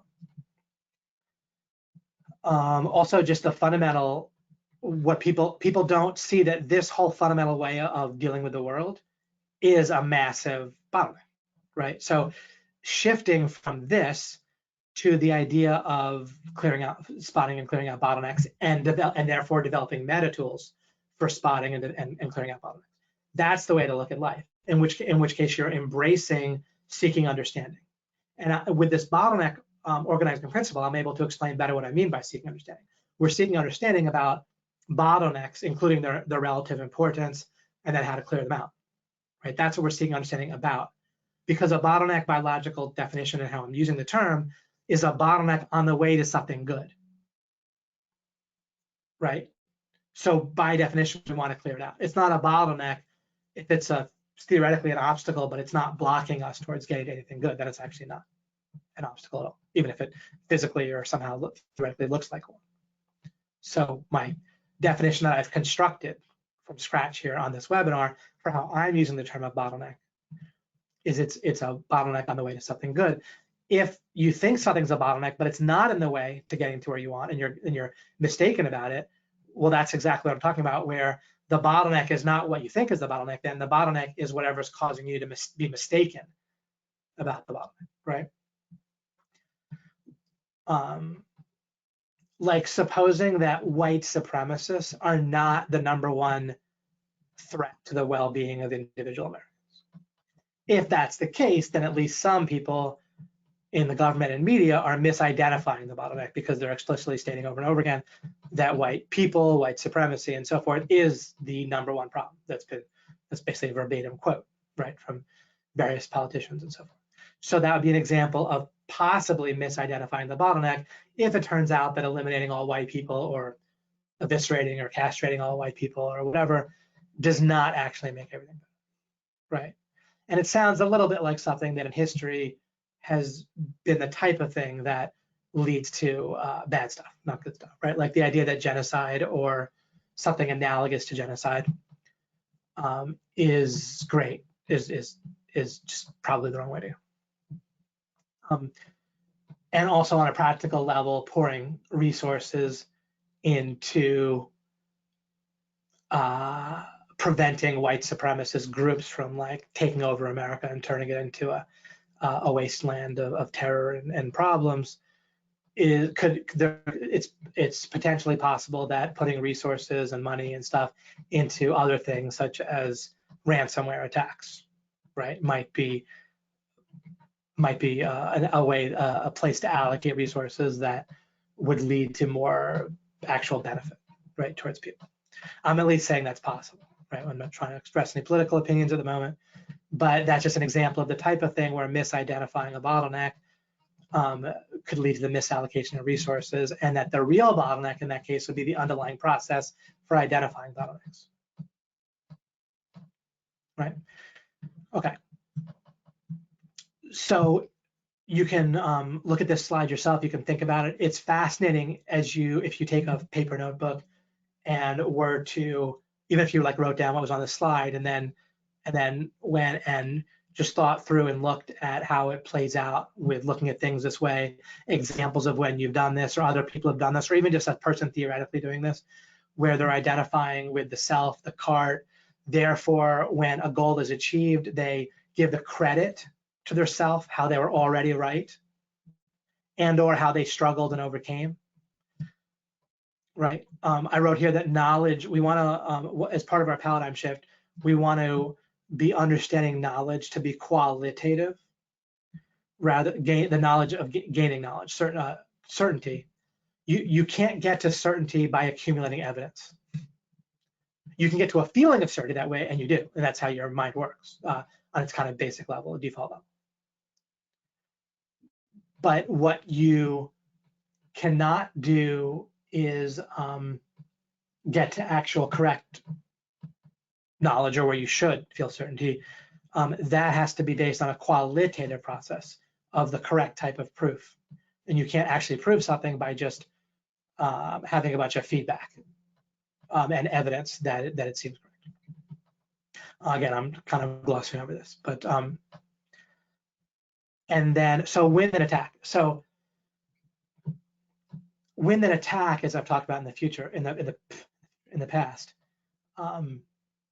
as opposed to attack then struggle, right? Or one guru put it like this, that the success process was like flying a plane, where you figure out your goal, you head toward the destination, and then you make adjustments as necessary, as if you're getting off if you're not toward the way to get your goal. That's exactly the wrong way, but he was describing the default way and kind of making it at least more clear to people, the default way of trying to achieve goals, right? Like where you identify with the plane, with the self, and you presume that you're able to accurately see whether you're getting closer or farther from a goal, and through your own awesomeness and effort and adjustments that are clear for you to make, that you make those and then you get to your goal. That can work sometimes when the obstacles fit, in with that. But even when it works, you're going to make a wrong conclusion about why you succeeded, and you're going to be worse off in the future for when that's not going to work, right? And so that's where people, in this paradigm, if you try to talk to someone else, if you run into the difficult situation where someone else could do something differently or see something differently or make an adjustment toward a goal that you guys both share, then they're going to feel like you're blaming them, right? In this, very normal, very default way of thinking, right? And we know that, like, we know that universally, pretty much, if we try to improve somebody else, basically, that we have a shared goal with, then they're going to view that as an attack of some sort, of blaming them or criticizing them, or they're not good enough. And they're going to feel, even if they, even on the surface, act like they're okay with it, they probably will basically hate you. I'm exaggerating, I'm being a little tongue-in-cheek when I say that, but they'll generally not work out all that well.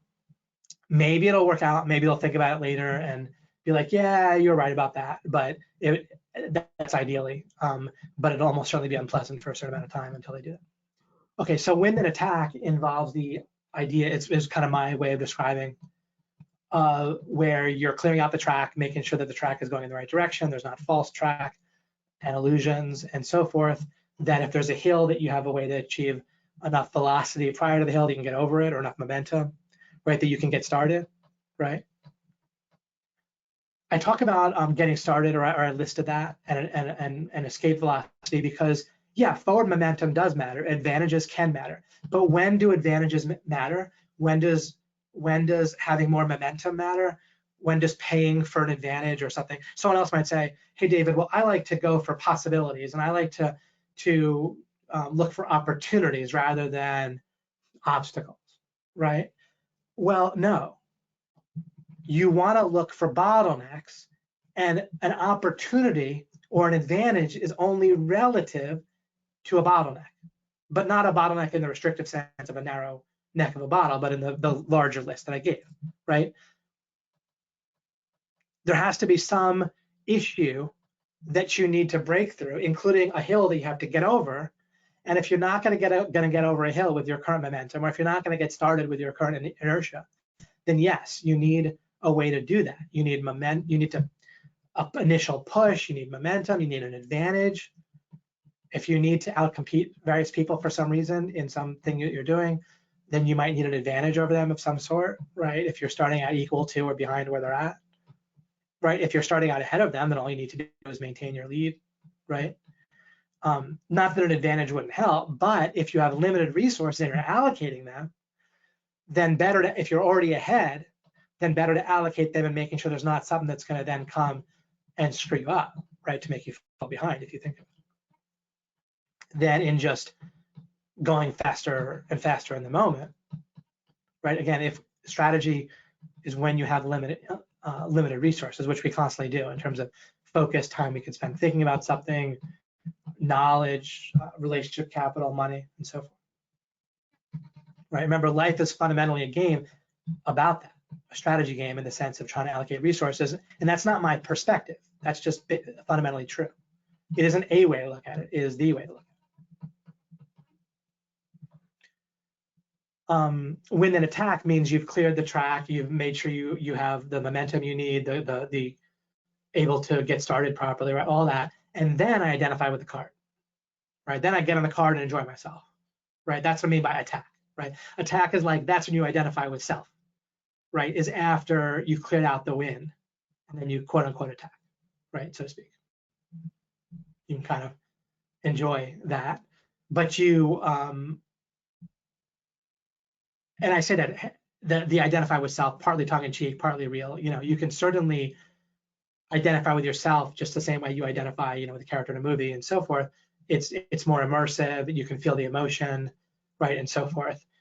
But then you want to assign the credit ultimately to the method and then the tools that came from the method to find and break bottlenecks. Okay, so that's what I'll say about all that. For now, let me just summarize here. All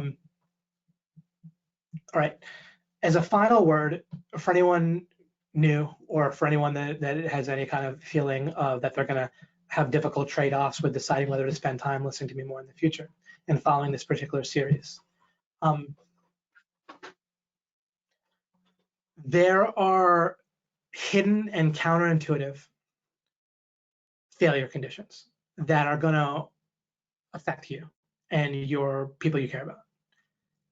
And without me, there's ones that are so hidden and hard to get to that you're very likely not going to find them. Of course, I'm not being critical when I say that. It's just so pervasive that these things aren't figured out. The default way of looking at the world is not going to get you there. And I've been working on this for many, many years, decades. Yeah, between 2 and 3 decades or more. I've started with myself, right? For years, working on my own ideas, had to have a number, tons of mistaken assumptions I realized that were absorbed or whatever, right? But that I thought were right and they were wrong. And so I started with myself, and I just put a lot of time into this and focus. And if it matters to you, there's a ton of testimonial evidence that people are eager to share about how much this can benefit you to continue with me. There's nothing that I need from you, right? I'm not looking to sell you something. This isn't the beginning of a sales funnel of any sort. So there's nothing you really need to watch out for. I'm not going to go tell you to do something that hurts anyone, right? And if I do, then you could, certainly stop and think about it, as far as I'm aware. And so, I mean, the only place that even come close is just acknowledging that there might be times to defend yourself or a loved one, right? But certainly outside of that, there's nothing.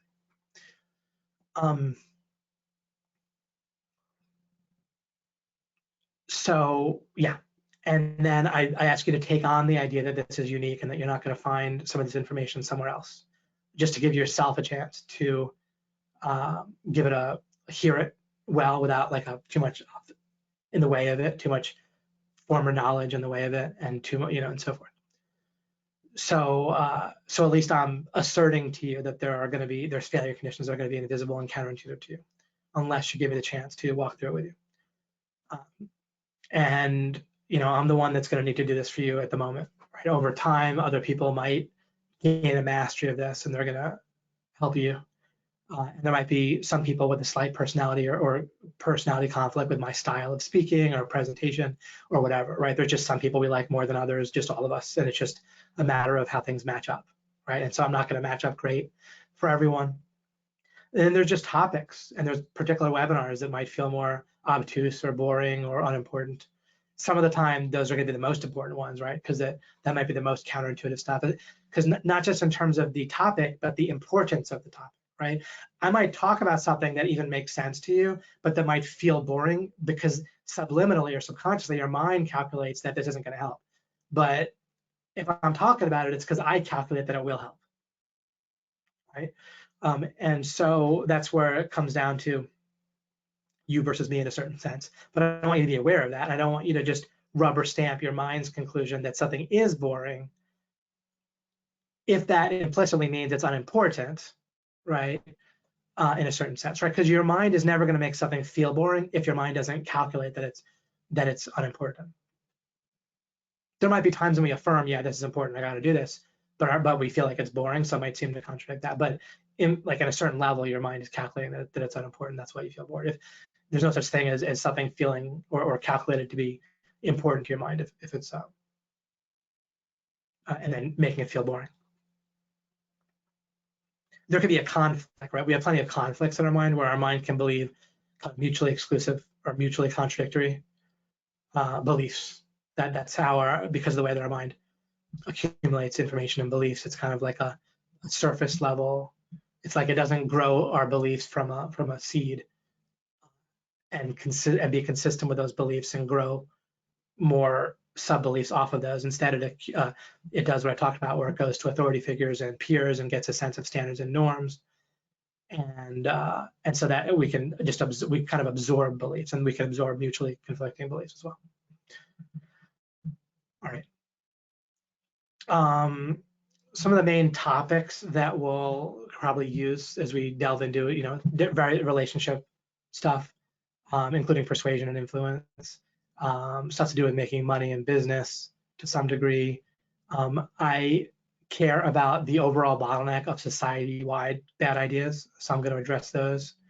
Sometimes those ideas are what people label as politics. I don't really think of them that way or not, but of course, in a practical, normal way of speaking level, the ideas can overlap with that. But it's not that I care about politics or not. I would love to never think about government or politics. I prefer that. but we don't really have that option, especially if we want everyone to be better off. Then we need to dissolve bad ideas on a society level as well. And that weirdly overlaps with our ideas about morality have a very practical impact on our day-to-day lives, including we talk about I should do this, I should do that. So again, it's not that I want to moralize and I don't moralize, but I have a simple understanding of morality that can make sense to you based on individual, the possibility of individuals owning property. There's a separate moral track that has to do, that's just a positive one, that we wouldn't punish anyone over this, the second one, but it has to do with caring about other people, right? That's like a positive morality that doesn't have to do anything to do with what we impose on other people or when we censor other people or not. And so of course it's better to care about other people rather than not, as one track of morality. And then the other is very simple, and it can clear out a lot of the things that we think we should do that weigh in our minds and so forth, or that we beat ourselves up. And sometimes we have basic identities that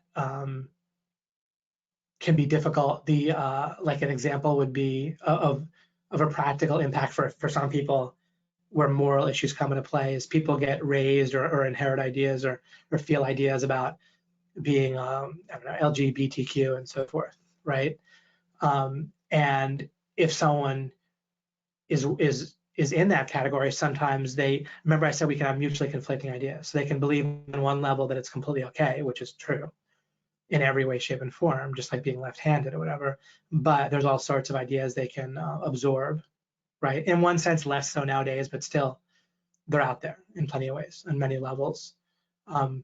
And where I've had people write to me where they even could feel suicidal based on conflicting feelings of morality regarding those things in their own sense, and understanding basically how existence works and who they are and how they're not their body or mind anyway, right, and so forth, really was huge for them. And that's also helped people with addiction, where they stop identifying with their self and their mind in the same way, and the thoughts from their mind is necessarily being true and so forth.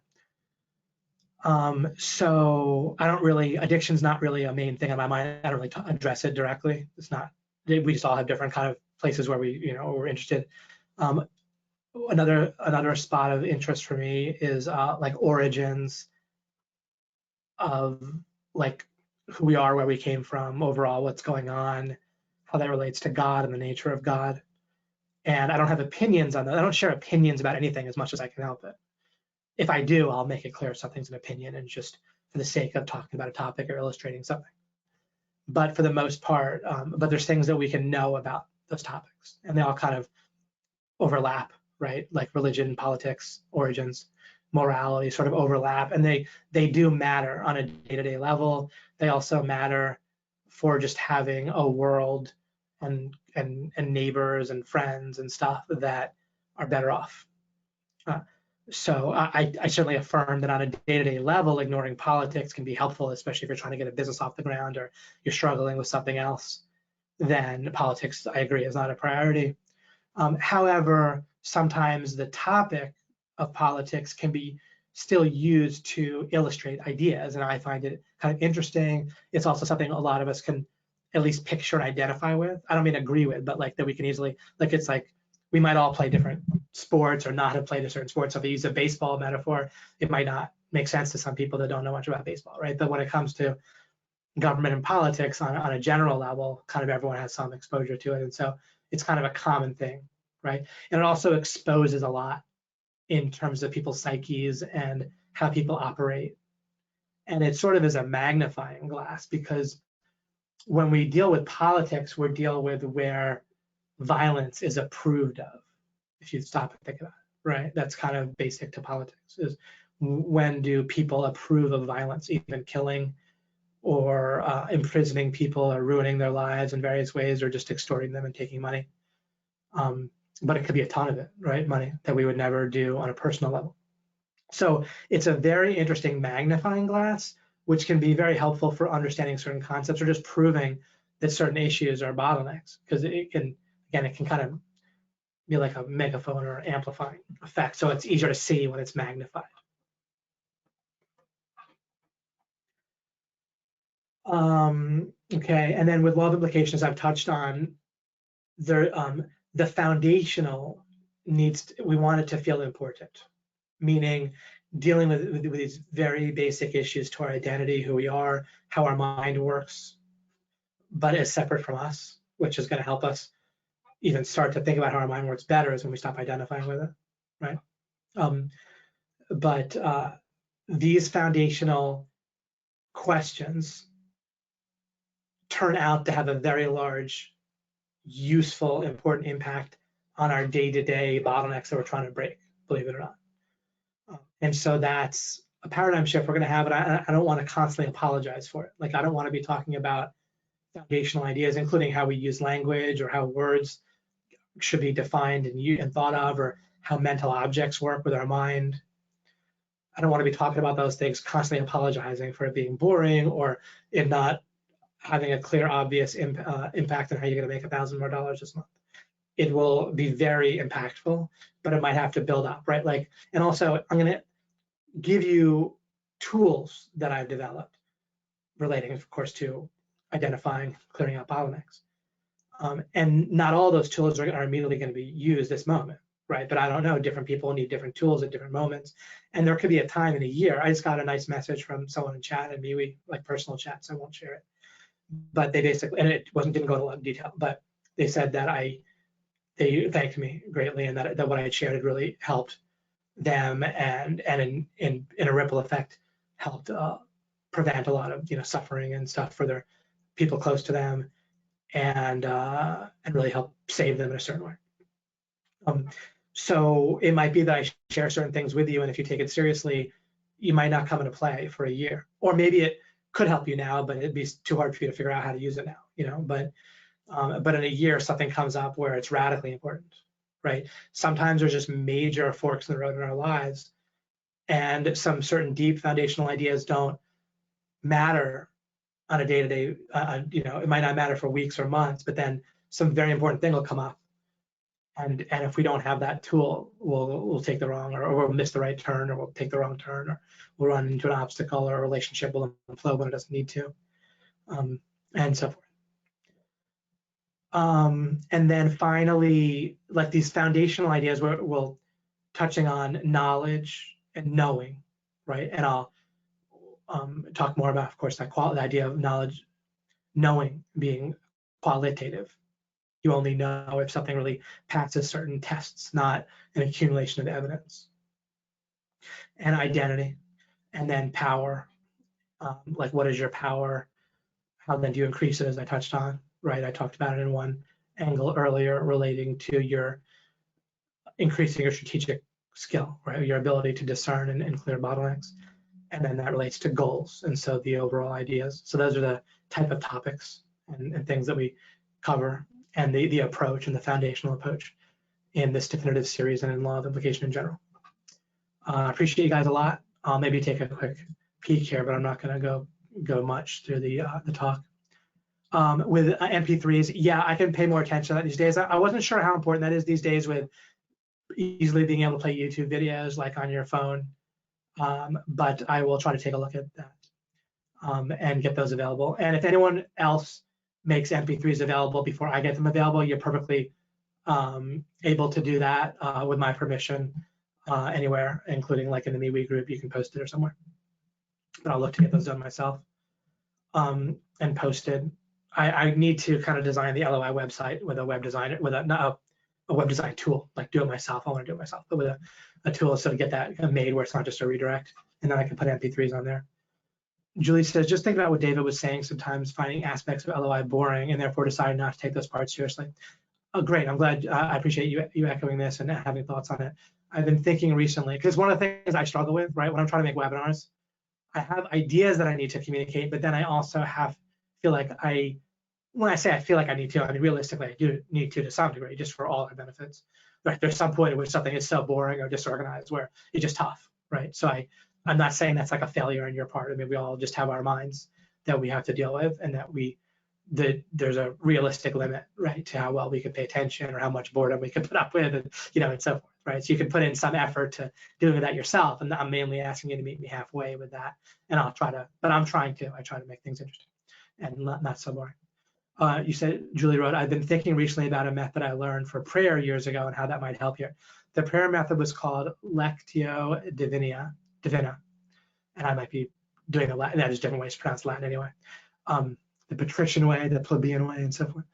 The way I used it was read a passage from the Bible, reflect on it, and pray for maybe 20 to 30 minutes, whatever suits you.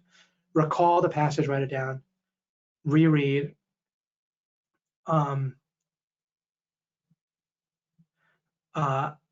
And this might be the area you need to work on. Reread the original passage, look for details you missed. Oh, that's very interesting.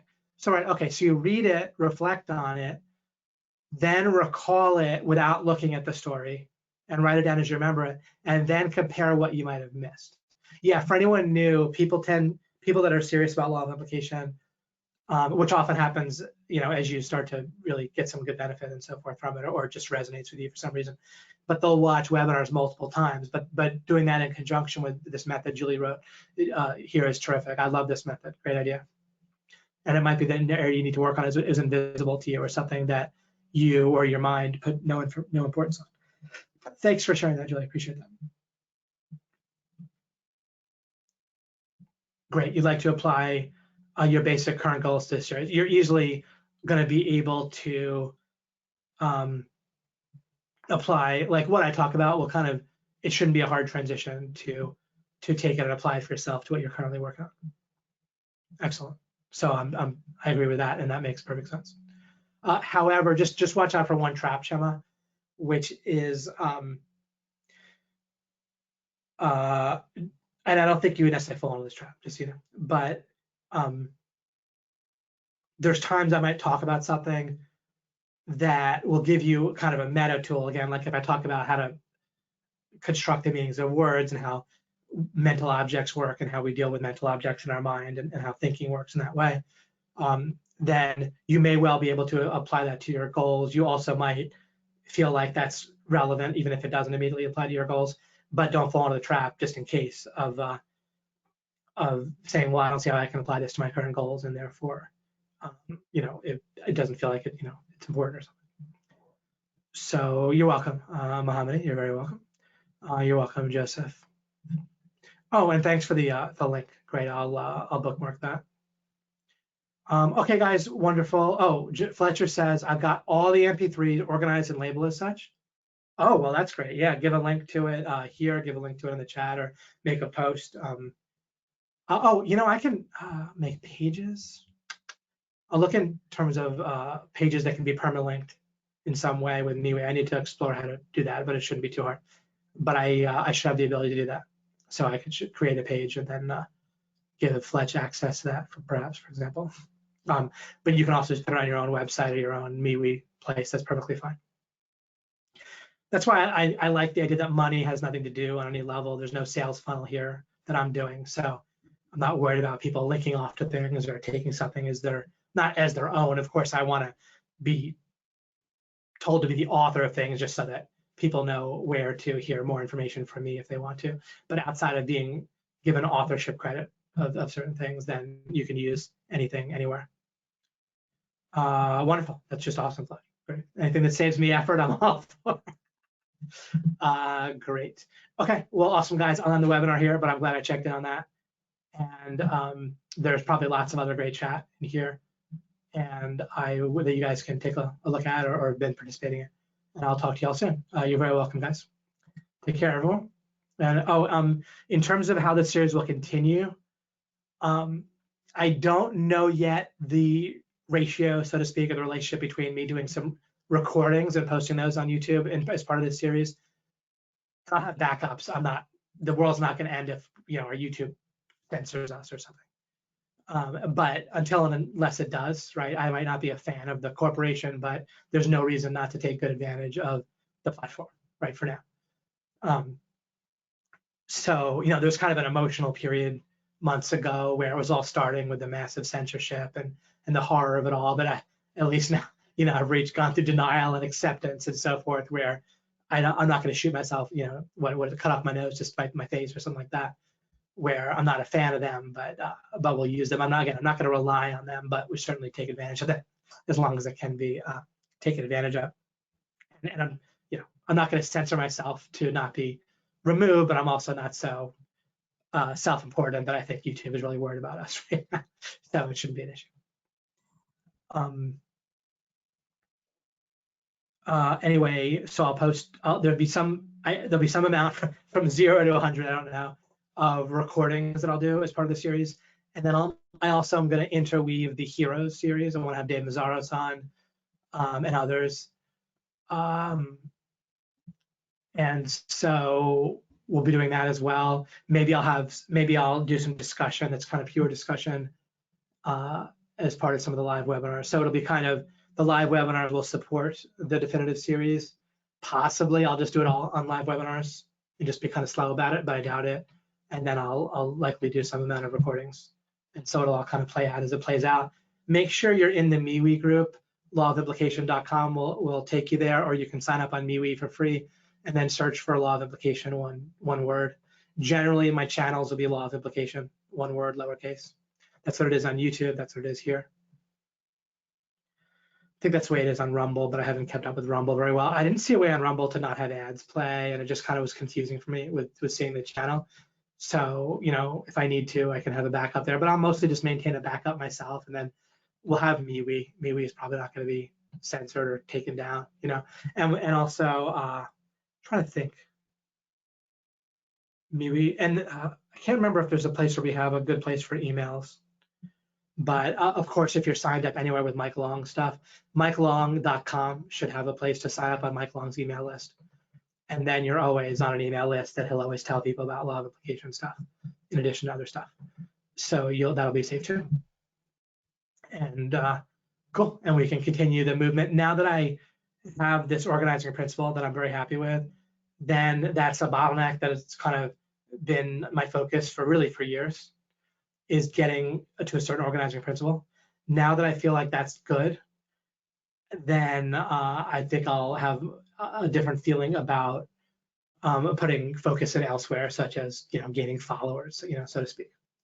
And then support with that is appreciated. Obviously, that's just to the benefit of all to have people hearing this. So great. Okay, guys, that's a good summary for where we're at, and I'll talk to you soon. And I'll always check back in MeWe, and you can generally depend that we'll have a live webinar every 2 weeks at this time for now. Okay, I'll talk to you all soon.